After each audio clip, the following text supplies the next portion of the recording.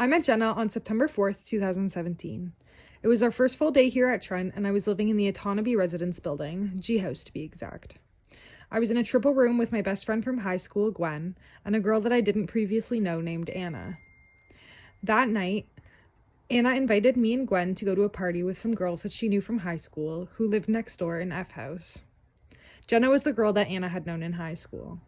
We instantly realized we had a lot in common, and it didn't take us long to become friends. We're both students in the teacher education stream here at Trent and have a passion for working with young children. Our shared interest in education led to taking multiple classes together over the course of our time at Trent. For the rest of our first year at Trent, we spent most of our weekends together, whether we were going out to parties or hanging around the dorms.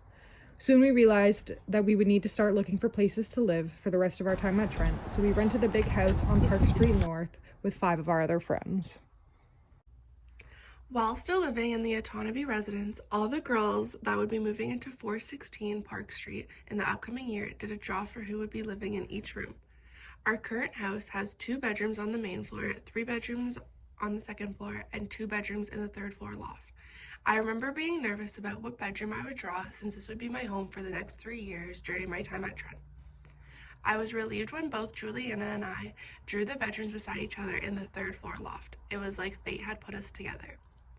Juliana and I were very close moving into the house, but while living in the house, our friendship continued to flourish. While living in the house of 7 girls, there's obvious conflict to be expected. Throughout the conflict over the years, Juliana and I's friendship was able to stay intact. The conflict started as small issues such as leaving the dishes in the sink or not changing the toilet paper roll. But as the years continued, the conflict only grew. It wasn't until the COVID-19 pandemic when our house started to split up. When the COVID-19 pandemic started, we didn't really know what to expect. Like everyone else at the time, we were excited to be finished school early while still having a month before we were expected to move home for summer break.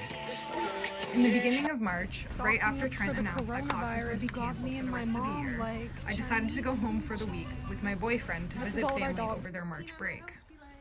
I was surprised and unhappy when I got home and learned that my mom would not be letting me come back to Peterborough until things with the pandemic had slowed down. I was sad because I was losing out on a month and a half with my friends and was unaware of how COVID would really impact my relationships with my roommates. There were a lot of people that I didn't keep in touch with while I was at home. Everyone had their own beliefs about COVID precautions, so tensions were high when my roommates and I discussed visiting the house for the summer. Jenna and I were always on the same page with these things. We would FaceTime regularly, whether it was just to catch up or to discuss our move-in plans and the precautions that we would be taking during the upcoming September. I live with my great-grandma and my great-uncle while at home, so being overly cautious about COVID is something that quickly became very important to me.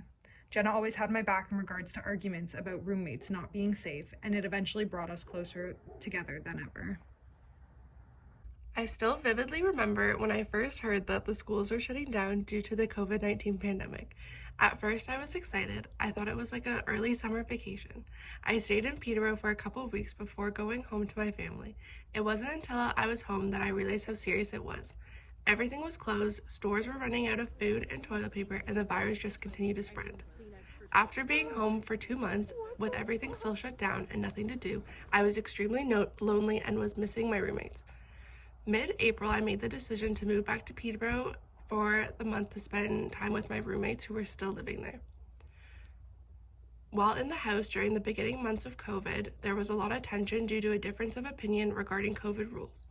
The main conflict was surrounding a certain roommate whose family did not believe in testing or taking other precautionary steps to ensure everyone's safety. While the conflict was happening in the house, I would turn to Juliana as a support system to help relieve some of the stress. This term, well, she's the most Italian dog. During the last few months of summer, one of our roommates, Megan, made the decision to move out because she could no longer afford the cost of rent due to unemployment caused by the pandemic. This was a shock to the remaining 6 roommates, and we began to scramble, trying to decide what the best decision was for us. During this time, one of our other roommates, Sarah, debated moving out as well due to the change in her program requirements, again because of the pandemic. These events created a lot of tension for everyone living in the house. We eventually found someone to sublet Megan's room for the year, and Sarah decided to spend the year here in Peterborough despite having classes online. When we first moved back, everything seemed as though it was going to work. People were happy and cases were down. Our new roommate, Frances, was great and was getting along well with everyone. We were completely oblivious to the chaos that was about to ensue. Once classes started and everyone was busy with school and work, things started to get really chaotic. Our roommate, Grace, decided to take a month-long road trip across the country with a friend from home, and our other roommate, Maya, had started working full-time as a receptionist at a vet clinic in Lakefield.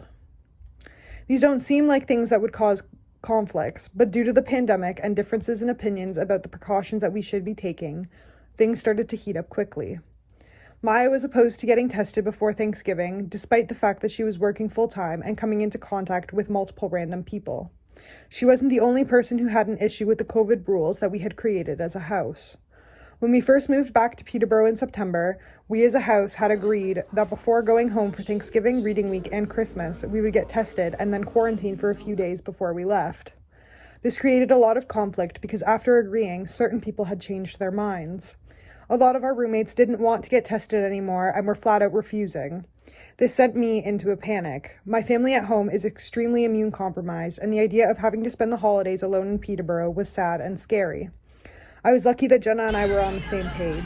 Together we were able to come up with a compromise, and everyone was happy until Christmas break. At that point, the tension in the house between some of us and Maya had caused her to move out with no notice. Although her moving out was not originally supposed to end the friendship, the lack of communication and consideration taken during these weeks left irreparable damage. Maya moved out with 2 days' notice and was looking for someone to sublet her room for the rest of the 2021 school year. Because of the tension that had been building, Maya did not take the precautions, time, nor effort to find a good sublet, or even a decent sublet at that. She moved in the first person to respond to the ad without doing any sort of background check. She didn't even meet the girl first. That's how we met Jamie. Even though Jamie did not move in on the best terms, we still tried to make her feel comfortable in our home. This was the first time that we had a complete stranger moving into our house since we spent a lot of time getting to know Frances prior to her moving in. When Jamie first moved in, she kept to herself most of the time and we rarely saw her. We tried to become friends with her by inviting her to hang out with us when we were all spending time together. However, we only did this once since it did not take us long to realize that Jamie was a little odd. Jamie's presence in the house caused an eerie feeling amongst everyone, and we no longer felt safe in a place that we once called home. After a conversation where she was asked to clean up her dog's accidents, she immediately became very aggressive. She started to yell at us and make threats about getting physical and telling us that she knows who leaves their bedroom's door unlocked. Throughout this situation, the 5 of us who are still living in the home became even closer since we began to rely on each other for our own safety. Whenever there was a conflict with Jamie, we all made sure to back each other up and stand by each other's sides. The issues with Jamie continued to escalate to the point where we were able to get her evicted in the house. Once she moved out, we were all able to feel comfortable in our house once again. Although the issues with Jamie were an unfortunate situation to live through, it is just another reason how Juliana and I's friendships continues to grow. While Jamie was living here, I felt extremely unsafe and considered moving back home. However, Juliana was a huge aspect in my decision to stay. She was my rock in this situation and had my back through the entirety of Jamie living here. The time where Jamie was living with us was extremely difficult. Even though we all shared a common enemy, the tension and feeling of discomfort in the house put everybody on edge. For me personally, the house on Park Street had quickly become my second home. I come from a big family and was forced to move out once I turned 18, so the sudden shift in energy in my second home sent me into a depression. For the first time in years, I felt unhappy and extremely unsafe in my own home. I was constantly avoiding leaving my room to the point where I would only leave to go to the washroom.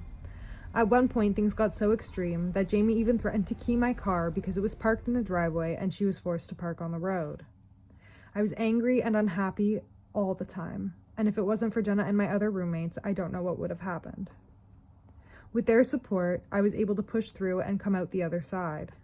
As a team, Jenna and I took the precautions necessary to create a safe environment for us while Jamie was still living in the house. After weeks of calling our landlord and changing the locks, we were finally able to have Jamie evicted at the end of February 2021. Although we were still upset about the situation, after Jamie moved out, things started to go back to normal. We were still disappointed about losing a year's worth of opportunities of things to do together. But at this point, we were just happy that we got to spend the last couple of months together, safe and happy. Now we are all getting ready to move on to our next journey as our time at 416 Park Street is quickly coming to an end. I am dreading the day more and more every day as it continues to approach. I am so thankful for the strong relationships I have built during my time living in my ex spot. Even though Juliana and I will be living 3 hours away, I am confident that our friendship will continue to grow and become stronger than ever.